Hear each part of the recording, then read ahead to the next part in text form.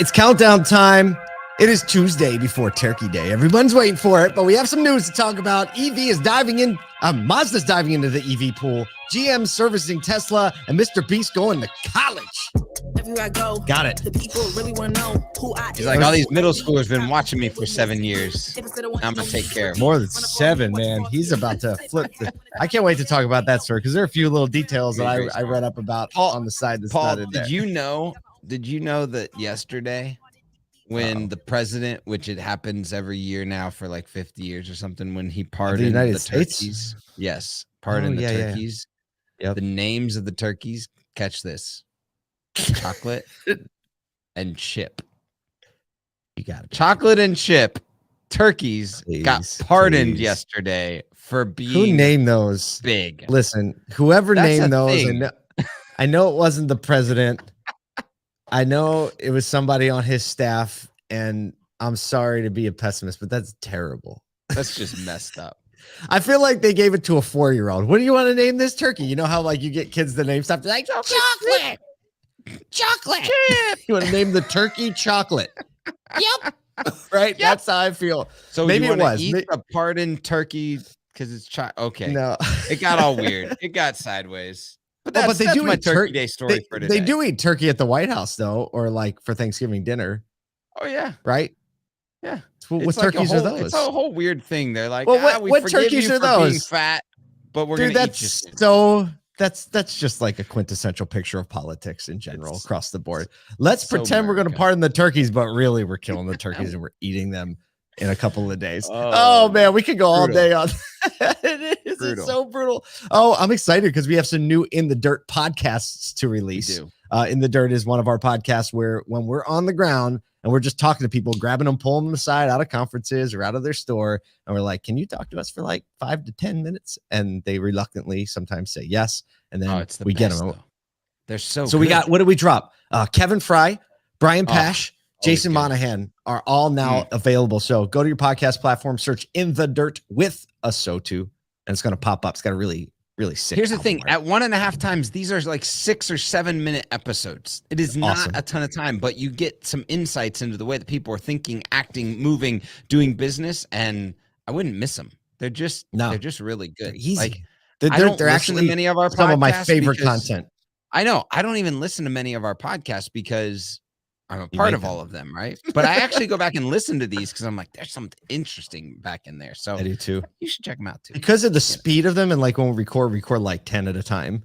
I realize how much I miss during the interview because I'm in the moment doing the interview. Check them out. I think if you listen to 1 or 2, you'll be like, these are really good. And then you can go back and download all the other ones because realize the other ones are that good too. All right, we got some news to talk about. So here we go. I love this story. Better late than never. Mazda is the latest OEM to lean all the way into an EV future as they commit $11 billion. That's a lot of money. Yeah, we'll say that again. $11 billion through the year. Oh, he's gonna hit them all. All the trigger pads. All the trigger pads you got. I wish we had one for this. $11 billion through the year 2030. There it is. To a number of partnerships to develop hybrid and BEV BEV products, including potential North American manufacturing. Like, and by the way, we might build things in North America. Wonder why they would do that. I don't know, tax credits and stuff. It have a little something to do with that. CEO Akira Marimoto. Let me just say, Marimoto. The word moto is in his name. I mean, that's just a fit. He said the company's partnering on motors, partnering on chips, batteries, and more to speed up innovation and development. So they're going partnership route to get going. Eventually, they'll make things on their own. They expect 25 to 40% of their sales to be comprised of EVs by the year 2030. Well, here's what Toyota and Mazda have actually partnered on engine technology. So, Toyota basically wants the engine technology that Mazda has capacity for on the gasoline powered side, and Mazda is definitely interested in the hybrid electric vehicle capacity that Toyota has. And you see they're mirroring the like electric hybrid quote unquote race of each other. And I think that it's a really measured approach. It's interesting because Mazda was actually one of the earliest hybrid vehicles to ever come, actually battery electric vehicles ever to come out in the early 90s. Back in California, they sunset the program and then they brought it back. They sunset it. And now they've brought it back now. I will say I've been really, really underwhelmed as like a Mazda aficionado and been with if you don't know, Kyle has been with the brand for quite a while, so he knows what's up with Mazda. They spent so much time trying to get diesel into the US, so much time trying to get this Skyactiv X engine, which they still haven't brought to the US, and now they have a BEV, yet it's only available in California and it has like an 80-mile range. So is that true? They have one that's only available in California. Is it a scooter? Low range. It's like a small crossover. But also miles. It's interesting because when you look at this, and now prior to all of this EV push and the new political actions on like where it needs to go, Mazda didn't have as much worry on the EV side because they don't have trucks.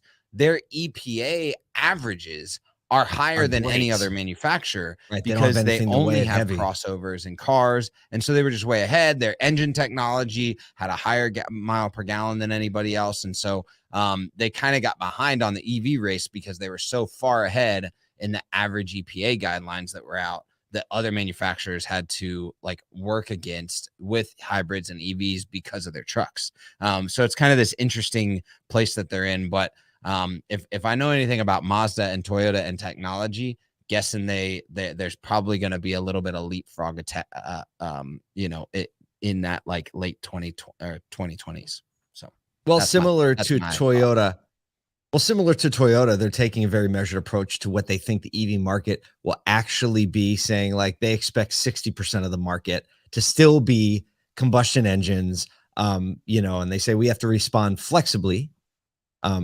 But 60% still might be pretty generous. I mean, it still might be pretty generous. I like the one thing that they're doing too is they're moving forward. Their profit actually jumped from like 4% to 7.5% in the last quarter, and they're saying we're going to do all this and maintain a 5% margin on everything, even with the big investments and the big development. So it's good to see. I mean, Mazda's kind of like they're kind of like a classy mid-market product in my mind, right? Yeah, they got like a class to them, like the way they like to call themselves the alternative to luxury. So but like the poor man's luxury. They don't want to call it the poor man's luxury. It's the alternative to luxury for sure. I'm trying to think of a segue really hard for this next one. Speaking of making a poor man, segue time. That's really funny. You're going to have to listen to this to get to that, but it's a good one. General Motors President Mark Roos surprised some investors when he announced that a small number of GM dealers across the country have been providing maintenance to thousands of Teslas since 2000. Actually, I think it's 20. Is it 2001? I think I have the date wrong. I think it's 2021. Yes, since 2021. He announced this at their recent investor day. So since 2021, he reported over 11,000 Teslas have been repaired by GM dealers, citing that they already have EV expertise from their experience with the Chevy Volt as one of the reasons they're familiar and qualified on the tech. He kind of chuckled when he said it's a new business and it's great. Customers seem to love it too, as they have a physical location to bring their Tesla to, with an established system for scheduling and appointments and payments and probably pickup and delivery. And they don't have to wait forever. And, there's that care for the customer because it's a local consumer and they want to get them into a new Chevy EV at some point. And so there's a retention play there. All the things that dealers do kind of want, right? Yeah. According to Roos, Tesla is investing millions of dollars in to build service facilities near GM dealerships. And I don't know how substantiated that is, if they're doing it because of that. But as we know, GM dealerships are, I think, within like 9 or 10 miles on average of every American. Right. So kind of locally placed, and then I think that GM dealers should put service centers close to Tesla shops. Just call them. Just they probably already have them. I'm pretty sure they already That's have true. it. They kind of already have them. That's fair. And the further you look into this, and we put these links in the show notes today, there's several examples of Tesla owners being quoted like exorbitant prices to repair things that some local independent EV shops have done. The example that we linked up, somebody hit some debris in a Model 3. Tesla quoted them $16,000, said you have to replace this, or replace the whole battery pack tray and all this stuff. And then they took it to a local EV specialized repair shop called Electrified in Florida, and they did it for $700. And there's a cool YouTube video that documents the whole thing. So there might just be like something. Apple and right to repair. I will say, like, some people are willing to pay $16,000 for Tesla to do it. And if there's a right, but with Apple, there's not that much of a price break. You know what I mean? Like there used to be when you got like those cheap made screens and stuff, but now Apple made a big motion, right, to make the basic repairs just a lot more affordable. Remember that? Like an Apple screen should be like $400. Well, because of all the right to repair stuff, and they knew that they weren't going to be able to own the audience anymore. So yeah. Speaking of owning the audience, wow, what? You couldn't have teed that up any better. The recently crowned most popular YouTuber in the world, Mr. Beast, aka Jimmy Donaldson, is growing up, and he's now teamed up with East Carolina University, an actual college, to offer a YouTube creator course that teaches the fundamentals of YouTube creation.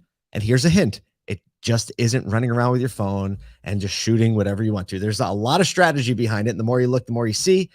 It won't require full enrollment. You can just take this course. And basically, he's like just a few minutes down the road from this university. So he employs over 100 people currently to kind of keep the Mr. Beast ecosystem spinning. And he's looking forward to, empowering people to do what he's done, but also he's like, when those kids, he's like, I usually spend 6 months training someone after I hire them.